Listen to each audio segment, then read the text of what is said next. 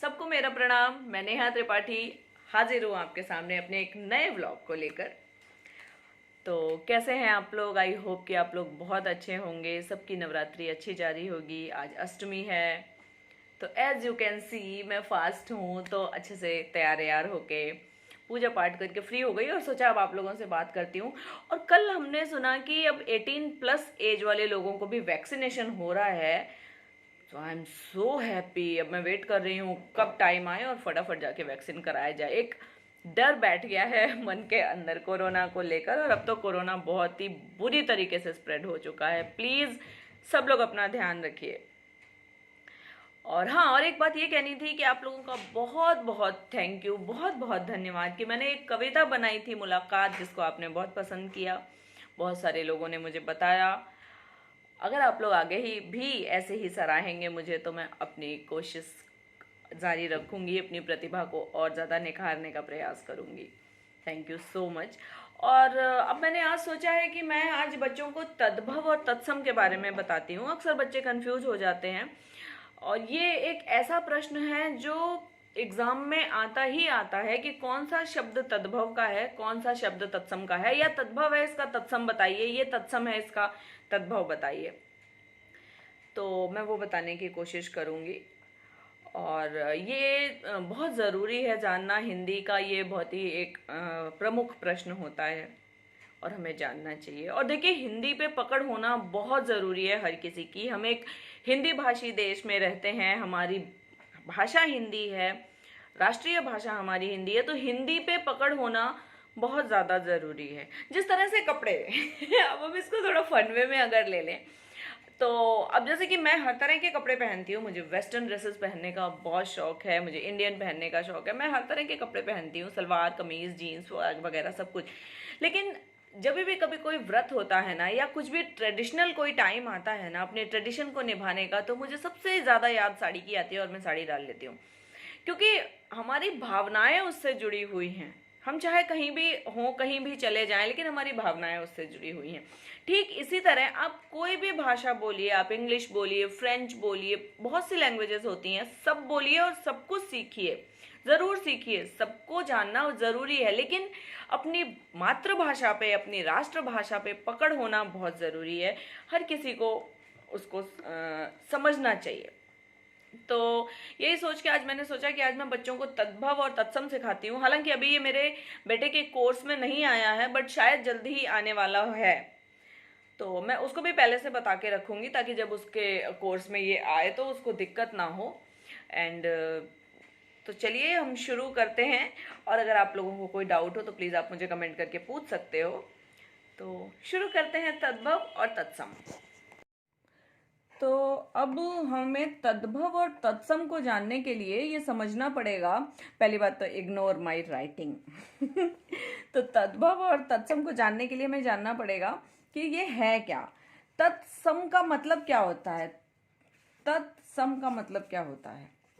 तत् मीन्स उसका, और सम मतलब समान। तो जो उसी के समान जो शब्द उतार लिए जाते हैं वो तत्सम होते हैं। जैसे कि हम अभी कौन सी भाषा का ये कर रहे हैं? हिंदी। तो हिंदी कहाँ से आई है? संस्कृत से। जो संस्कृत के ही समान शब्दों को ले लिया जाता है वो तत्सम होते हैं। जैसे मित्र, कर्ण, ये सब उसी के समान लिख दिए जाते हैं। जैसे संस्कृत में होते हैं वैसे ही यहाँ लिख दिए जाते हैं। ये तत्सम शब्द होते हैं। और तद्भव वो होते हैं जो हम अपने सहूलियत के हिसाब से, अपने आराम के हिसाब से उसको चेंज कर लेते हैं। अपने मुख सुख के हिसाब से जब हम शब्दों को बदल देते हैं तो वो तद्भव हो जाते हैं। और जैसे कि इसके 2-3 चीजें हमें समझ लेनी चाहिए कि जैसे त्र है, तो त्र का बन गया है त, ये हमने अपने हिसाब से बना लिया है, हिंदी के लिए बना लिया है। संस्कृत में त्र होता है। ण जो होता है वो तद्भव में करने पे न हो जाता है। क्ष जो होता है वो तद्भव में ख हो जाता है। इसी तरह बहुत सी चीजें हैं। ज्ञ जो होता है वो ज हो जाता है। तो ये 2-4 चीजें तो हमें याद रखनी पड़ेंगी।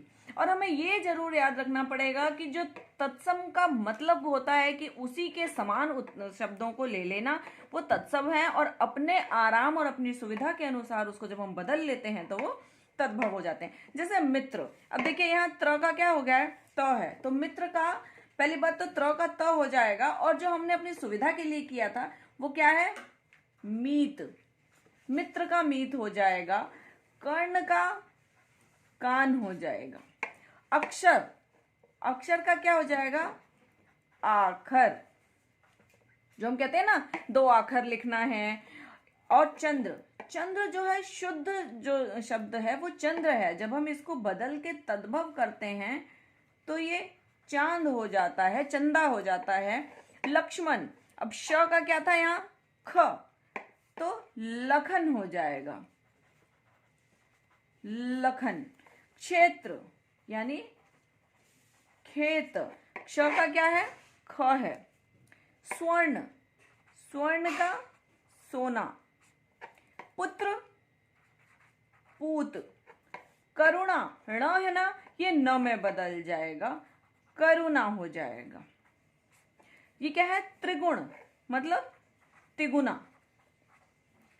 ये तो कुछ उदाहरण थे जो कि मैंने आपको बता दिए। ऐसे बहुत से शब्द होते हैं जो आप ये 3-4 अक्षरों को समझ के याद करके उनसे परिवर्तन कर सकते हैं शब्दों में। और ये याद रख सकते हैं कि जो हमने अपनी बोलचाल की भाषा के लिए शब्दों को बदल दिया है, या जो हमारी बोलचाल की भाषा के सहूलियत के लिए बदल दिए गए शब्द हैं, वो तद्भव होते हैं।